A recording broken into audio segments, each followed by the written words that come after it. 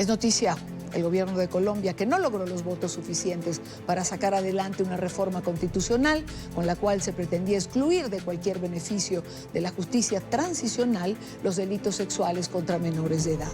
Este acto legislativo no logró el consenso en su sexto debate y ya no hay tiempo para que salga adelante en el legislativo. La estrategia de quienes no querían votar el proyecto fue salirse paulatinamente de la plenaria del Senado, hasta el punto en el que no alcanzaran los votos para salvar el texto. Yo creo que los responsables son el partido de las FARC, el Polo Democrático, todos esos que llaman las bancadas alternativas, que son partidos de uno, y por supuesto el Partido Verde. Al final, solo hizo falta un voto. Se requerían 55 y así lo registró el sistema electrónico del Senado. Hoy, quienes se salieron de la plenaria o no asistieron, pusieron la cara. Ahí no hay diferencias, todos estamos de acuerdo en que los niños deben ser protegidos y que quien los maltrata debe pagar con todo rigor y con toda la fuerza de la ley. Lo que pasa es que esto tiene una serie de detalles legales que nos aconsejan a nosotros no haber votado ese proyecto como se plantea. Nosotros queremos es posibilitar que la paz continúe y que no se rompan los diálogos con ningún otro sector. Y yo creo que la paz está por encima de muchísimas cosas, entre otros por los niños que los están volviendo trizas en los bombardeos.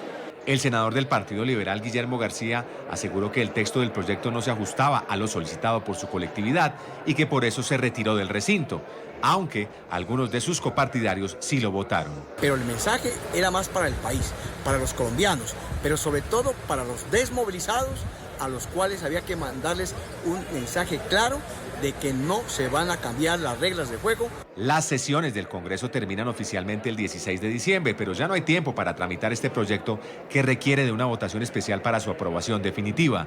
La única opción es que el Senado sea citado para lo que queda de esta semana, lo cual por ahora no ha ocurrido. Está con nosotros para hablar de esto y de otra cosa bastante importante que yo creo que complementa el vacío que se acaba de producir. Francisco Barbosa Delgado, él es consejero presidencial para los Derechos Humanos y Asuntos Internacionales en Colombia. Señor Barbosa, bienvenido, gracias por acompañarnos. Bueno, es un placer estar aquí con usted y un saludo a la audiencia que tenemos el día de hoy en este programa. Yo no puedo dejar de preguntarle, evidentemente, y comenzar por allí, preguntarle su opinión en relación al hundimiento de este proyecto que no buscaba otra cosa que proteger a la infancia, a la adolescencia, es decir, aprobar un proyecto de este tipo no nos lleva sino a quizás a cierto freno en el propio reclutamiento que finalmente lleva a los delitos sexuales que se cometen contra niños y menores. ¿Por qué decirle que no? Yo creo que hay que hacer una reflexión como país. No podemos dejar los derechos de los niños abandonados. Ese es un debate fundamental porque en Colombia el artículo 44 de la Constitución dice que el derecho de los menores, el derecho de los niños, prima sobre el derecho de los demás. Ahora bien, este proyecto era un proyecto que buscaba que los delitos sexuales que se cometan contra los niños sean siempre objeto de sanción por parte de los jueces penales y que nunca entren en procesos de transición. Y aquí hay que aclarar una cosa técnica. Esto no tiene nada que ver con el acuerdo firmado con las FARC. Sí. Esto tenía con una relación hacia adelante, es decir, claro, que nadie en Colombia pueda justificar que la violación de un niño, y esto es importante decírselo a la opinión pública, la violación de un niño no tenga o no pueda ser justificado con una razón ideológica. ¿A quién le puede caber en la cabeza que violar un niño puede tener razones ideológicas? Es un acto deleznable. Es un acto terrible y lo está viendo y lo está entendiendo la gran mayoría de los colombianos que nos está escuchando. Aquí no hay distinciones ideológicas, aquí no es de partidos. Aquí todos tenemos que ir por esa visión de la protección de los menores. Entonces yo creo que es lamentable que se haya producido esto, pero el presidente de la República es un hombre que además se empeña en esta idea, cree en esta idea y seguiremos en el marco de esa idea de gobierno presentando esas alternativas, obviamente en el marco del respeto que tenemos por las diferentes ramas del poder público y en el entendido de que Colombia es un Estado de Derecho y una democracia. Es una democracia, es un Estado de Derecho, pero es difícil de entender que alguien pueda negarse de cara al futuro a aprobar lo que se estaba discutiendo en el Congreso de Colombia para proteger a la infancia. Pero hablemos de proyectos que sí protegen a la infancia. Y vayamos entonces a esa política pública de prevención de reclutamiento de menores que sigue siendo una realidad en Colombia y que sigue siendo una realidad que lastima la infancia, la adolescencia, la familia, que es demasiado cruel lo que ocurre. Yo creo que aquí hay un tema que hay que decirle con claridad a los colombianos. Desde el 7 de agosto, momento en el cual el presidente Iván Duque llegó a la presidencia, nos dio la instrucción precisa de avanzar en estos procesos que venían, y hay que decirlo con claridad también, que venían ya desarrollados en torno a la prevención de reclutamiento en Colombia. Hoy en ese proyecto, en esa política, hemos venido trabajando con asesores territoriales que han enlazado el gobierno nacional con el gobierno departamental y local. Tenemos 104 municipios priorizados. Hemos atendido 133 alertas tempranas de la Defensoría del Pueblo desde la Presidencia de la República, en la Secretaría de la Comisión Intersectorial. Y la buena noticia frente a esto es que no solamente esto ha venido funcionando durante todo el tiempo, sino que ya presentamos una actualización de esa política de reclutamiento el día de hoy, enlazando todas las entidades y gobierno local y departamental, incluyendo exactamente lo que estábamos hablando. La política pública de prevención de reclutamiento tiene que incluir el componente de violaciones y agresiones sexuales contra los menores. En ese orden de ideas ya hay unos protocolos, se va a trabajar con bienestar familiar, se va a trabajar con la Consejería para la Adolescencia y la Niñez, se trabaja con la Consejería de Derechos Humanos y por supuesto con la Unidad de Víctimas en todo el territorio nacional. Yo he estado en los 32 departamentos del país en el último año y 3 meses, he visitado 6 o 7 veces cada departamento. Conozco esta realidad y hemos estado hablando con las personas, pero sí hay que decirle al país una cosa que yo creo que es clave. La criminalidad se mueve. El narcotráfico y todas estas organizaciones están teniendo una criminalidad en algunos lugares del territorio. El departamento del Caquetá en unas zonas, en Guaviare otras, en el Bajo Cauca, en el norte de Chocó, en la zona entre el río San Juan y el río Atrato en el sur de Chocó, en la zona del Catatumbo, en Tumaco, en la parte norte del Cauca. Ahí hay unos reductos que están claros, son 66, 70 municipios entre 1.101 o 2 que tiene el país, es decir, el 5% del territorio nacional. Allí vamos a focalizar la acción incrementando 50 o 60 municipios adicionales con el Ministerio de Defensa para tener en una mano la legalidad, en una mano la llegada del Ejército, de la Policía, de la Fiscalía, de la Justicia y en la otra la provisión de bienes públicos, salud, educación y prevención para evitar que los niños pues, puedan ser reclutados. Pero aterricemos un poco esto. ¿Cómo prevenir precisamente el reclutamiento a través de estas políticas públicas actualizadas? ¿Qué hacer? O sea, ¿cómo lo vamos a evitar? Es complejo, pero le voy a poner un ejemplo y expliquémosle a la opinión pública con un ejemplo. Nosotros recibimos una alerta de que hay un niño que puede ser o está siendo objeto de reclutamiento. Inmediatamente la autoridad departamental, gobernador, secretario de gobierno, fiscalía, policía, bienestar familiar, unidad de víctimas, Defensoría del Pueblo, personería, intervienen con unas rutas rápidas de intervención donde todas las entidades están enlazadas para sacar a ese niño rápidamente de esa situación. Y si no, si el niño además ya salió, entonces Fiscalía, unos protocolos para verificar en qué situación se encuentra, abrir un proceso y rápidamente intervenir. Eso no existía, o eso existía, pero no se encontraba de la manera como nosotros ya lo hemos venido trabajando y por ende ahora lo que ocurre es que podemos o se está interviniendo de una manera importante en algunas zonas. Pero vuelvo y repito, no es suficiente. Tenemos además una acción criminal importante. Entonces esa acción criminal tiene que, digamos, ser atacada bajo la idea de primero también la llegada de la legalidad a esos territorios. Es que aquí no se puede seguir con esta idea un poco romántica de que se firmó un acuerdo y el acuerdo es suficiente. Aquí esa es una paz de papel. Aquí lo que se requiere es la implementación de esa paz en los territorios. La implementación de la paz eran 15 años, con legalidad.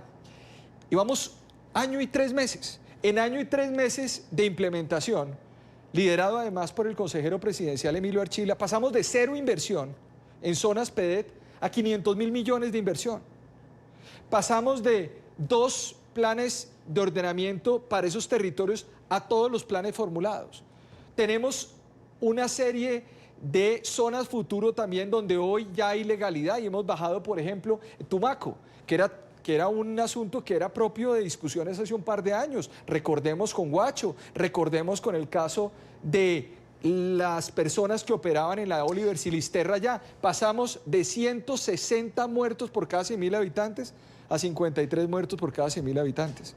Es decir, eso se produce porque ha habido un enlace de las entidades, eso es importante, claro, hay muchos crímenes, claro, pero es necesario meternos en lógicas de prevención para también atacar la defensa de los derechos de los niños y por supuesto denunciar a los reclutadores, a los narcotraficantes, a las organizaciones criminales y decirles al unísono, sin condición de partido, que aquí no vamos a ceder frente a ellos y que vamos a defender el derecho de nuestros menores. Claro, ¿cómo explicarle a la gente, por ejemplo, que para implementar el acuerdo de paz hay 15 años por delante? Es decir, la gente quisiera que todo fuera en un tris, ya.